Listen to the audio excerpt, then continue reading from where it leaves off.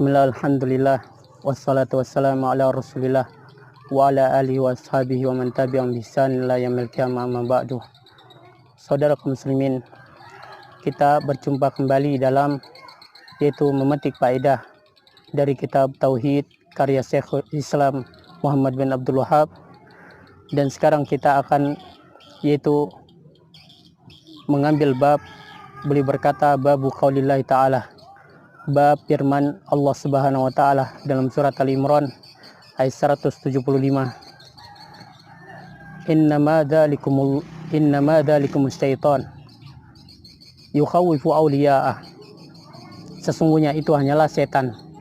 Dia menakut-nakuti yaitu dengan wali-walinya. Fala takhafuhum wa khafuni. Maka janganlah kalian takut pada mereka, tapi takutlah kalian hanya kepadaku. In kuntum mu'minin, jika kalian benar-benar beriman.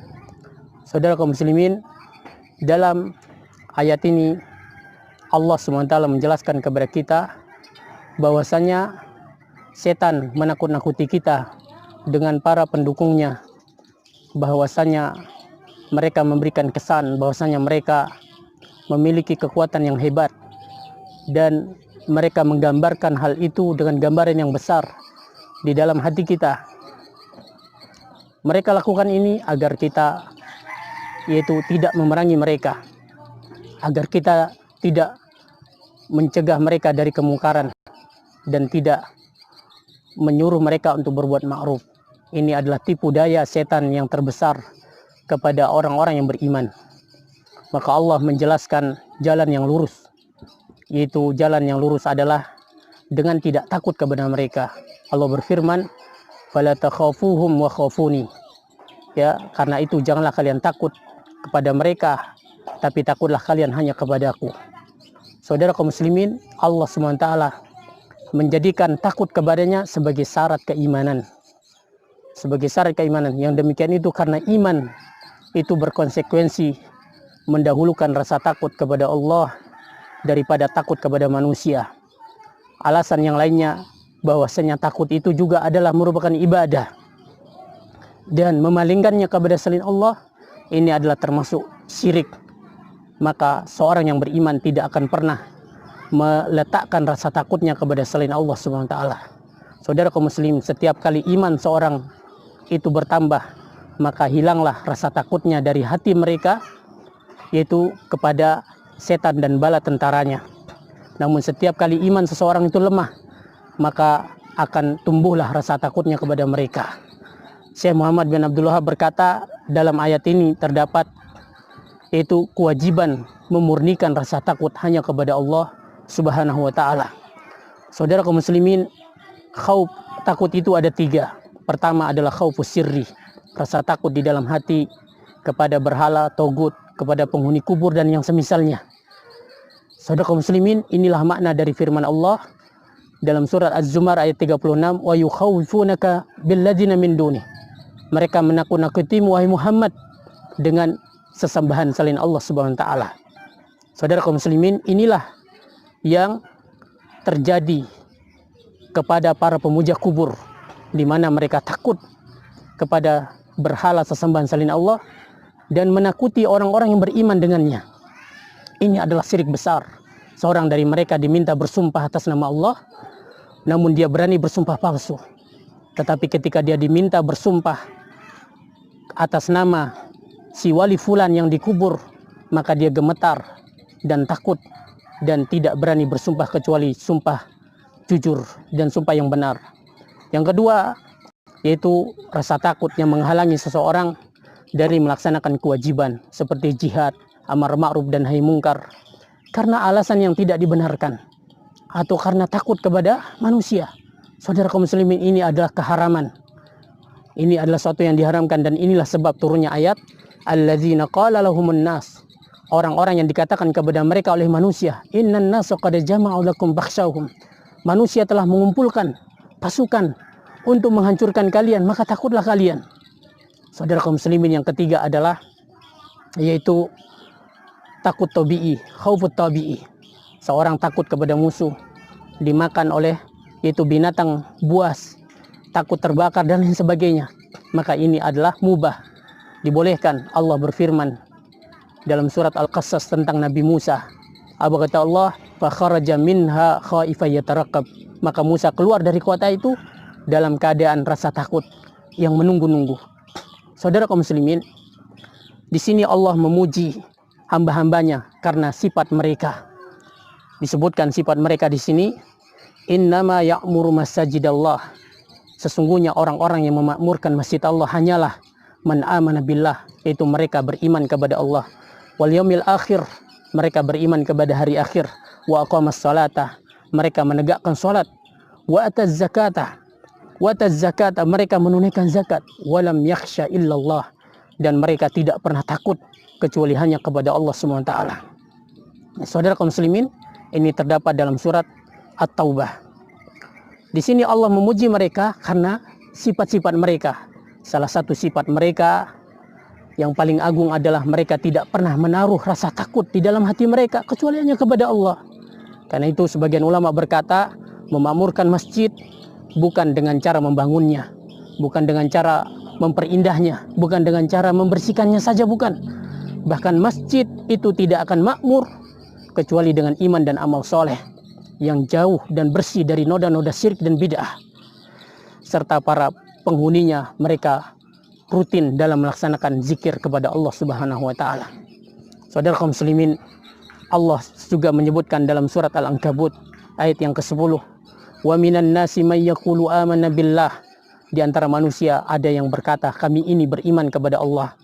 Fa idza ujiya fillah, ketika dia disakiti di jalan Allah, ja'ala fitnatan nasi ka'adzabillah, dia menjadikan fitnah manusia itu setara dengan azab Allah SWT. Ibnu Abbas mengartikan yaitu dia murtad, meninggalkan agamanya karena dia disakiti karena imannya kepada Allah Subhanahu wa taala. Imam Ibnu Qayyim berkata, Allah mengabarkan kepada kita tentang keadaan orang-orang yang masuk Islam dengan tanpa ilmu. Ketika dia disakiti karena imannya kepada Allah, dia menjadikan fitnah manusia, yaitu gangguan mereka kepadanya dengan sesuatu yang tidak disukainya, yaitu penderitaan yang didapatkan, yaitu dari manusia, penderitaan yang para nabi, para rasul dan para pengikut mereka pasti juga mendapatkan ini dari orang-orang yang menyelisihi mereka. Maka hal itu menyebabkannya lari dan meninggalkan agamanya, yang dengan sebab itu dia pun mendapatkan azab Allah SWT. Sementara orang-orang yang beriman, karena sempurnanya ilmu mereka, mereka itu lari dari azab Allah menuju iman kepada Allah SWT, serta mereka tabah menghadapi penderitaan yang bakal lenyap dalam waktu dekat. Orang ini karena kelemahan ilmunya, mereka itu lari dari penderitaan yang didapat dari musuh para rasul kepada sikap menyetujui mereka. Dia lari dari azab mereka menuju kepada azab Allah SWT. Dia jadikan penderitaan akibat ulah manusia itu setara dengan azab Allah SWT. Kelak mereka benar-benar akan tertipu ketika mereka dibakar di dalam neraka.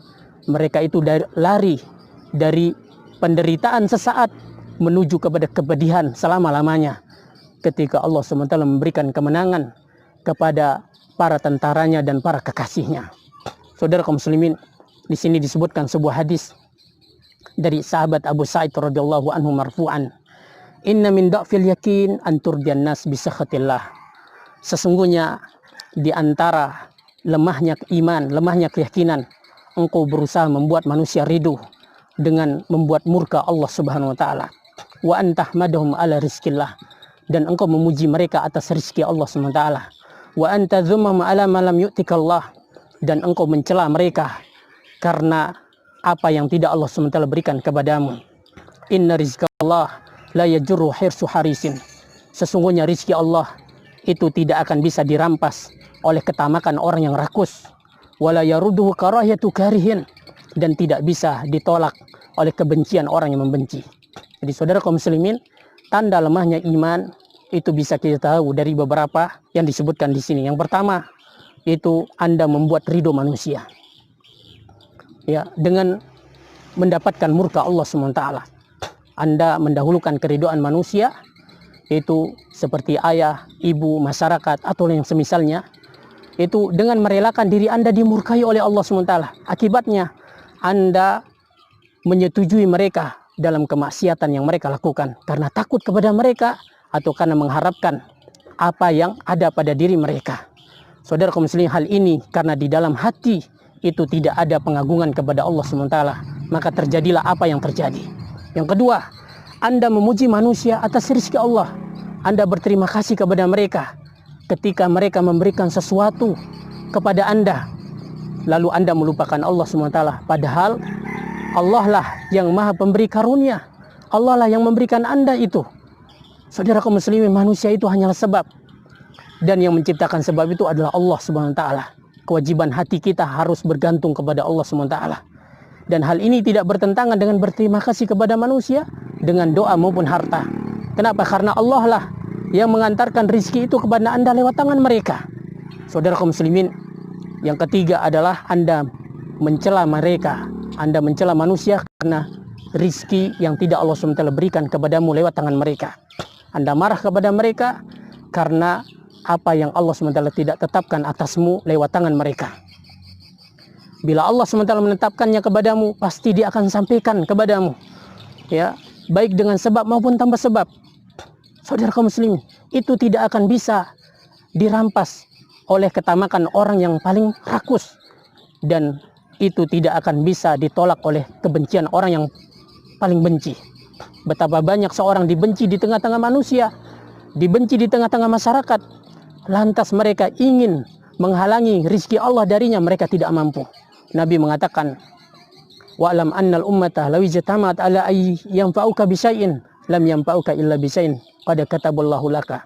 Ketahuilah sekiranya seluruh umat bersatu ingin memberikan manfaat kepadamu sedikit pun, mereka tidak akan mampu memberikan manfaat kepadamu kecuali apa yang telah Allah jatahkan untukmu. Dan sekiranya mereka bersatu ingin menimpakan bahaya kepadamu sedikit pun, mereka tak akan mampu kecuali apa yang telah Allah SWT takdirkan bakal menimpa dirimu. Saudara kaum muslimin, maka siapa yang meyakini ini, dia tidak akan pernah membenci manusia karena kemiskinannya, dan tidak akan pernah memandang pula manusia karena kekayaannya. Sebaliknya, dia akan menyerahkan segala urusan dunia dan akhiratnya hanya kepada Allah Subhanahu wa taala. Allah berfirman dalam surat Fatir, "Ma yaftahillahu linnas fala mumsikalah. Ma yaftahillahu linnasi min rahmatin fala mumsikalah." Apa yang Allah buka untuk manusia dari rahmat, maka tidak ada yang bisa mencegahnya. Wa ma yumsik fala mursila lahu min ba'dih. Dan apa yang ditahan oleh Allah, tidak akan ada yang bisa menghalanginya setelah Allah yang menahannya. Wa huwal azizul hakim. Allah lah yang maha perkasa dan maha bijaksana. Di sini hadis Aisyah yang terakhir, bahwasanya Rasul SAW bersabda, manil tamasa ridallah bisakhatin nas. Siapa yang mencari ridho Allah dengan menghadapi kemarahan manusia, radhiyallahu anhu arda anhu annas, Allah akan ridho kepadanya dan akan membuat manusia ridho kepadanya. Dan sebaliknya, siapa yang mencari ridho manusia bisakhatillah, dengan menghadapi murka Allah SWT, sakhitallahu alaihi wa askhata alaihin nas, maka Allah SWT akan murka kepadanya dan Allah akan membuat manusia pun benci kepada dia. Hadis diriwayatkan oleh Ibnu Hibban dalam sahihnya. Saudara kaum muslimin, seorang hamba yang ingin melaksanakan ketaatan kepada Allah dengan niat yang baik, maka dia akan menjauhi keharaman dan melaksanakan ketaatan, baik manusia mendukungnya atau tidak. Karena buah mendahulukan keridoan Allah, ketaatan kepada Allah daripada ketaatan kepada manusia. Pertama, Allah akan ridho kepadanya, dan yang kedua, Allah akan menanamkan rasa cinta manusia kepada dirinya. Saudara kaum muslimin, kemudian adapun orang yang kedua, dia mencari ridho manusia dengan menghadapi murka Allah SWT. Allah akan menghukumnya dengan dua perkara. Pertama, Allah akan murka kepadanya di dunia dan juga di akhirat. Ini adalah kerugian yang luar biasa. Kemudian yang kedua, Allah akan menjadikan manusia yang diharapkan dukungannya justru akan mengusiknya. Oleh karena itu, saudara kaum muslimin, dambakanlah sesuatu yang paling melapangkan dada kita. Dan tidak ada yang paling melapangkan dada manusia kecuali tauhid kepada Allah SWT. Dan tidak ada yang paling menyempitkan hati manusia kecuali syirik kepada Allah SWT. Dalam surat Al-An'am ayat 125 Allah berfirman, "Faman yurid ayyahdiyahu yashrah sadrahu lil Islam." Siapa yang ingin Allah, yaitu beri dia petunjuk, Allah lapangkan dadanya dengan Islam, itu dengan tauhid. "Wa may yurid ayyudillahu yaj'al sadrahu dayqan haraja." Dan siapa yang Allah ingin sesatkan dia, Allah jadikan hatinya itu sempit, seakan-akan dia mendaki ke langit. Wallahu ta'ala alam. Wassallallahu ala nabiyina Muhammad. Wa akhiru da'wana alhamdulillahi rabbil alamin. Wassalamualaikum warahmatullahi wabarakatuh.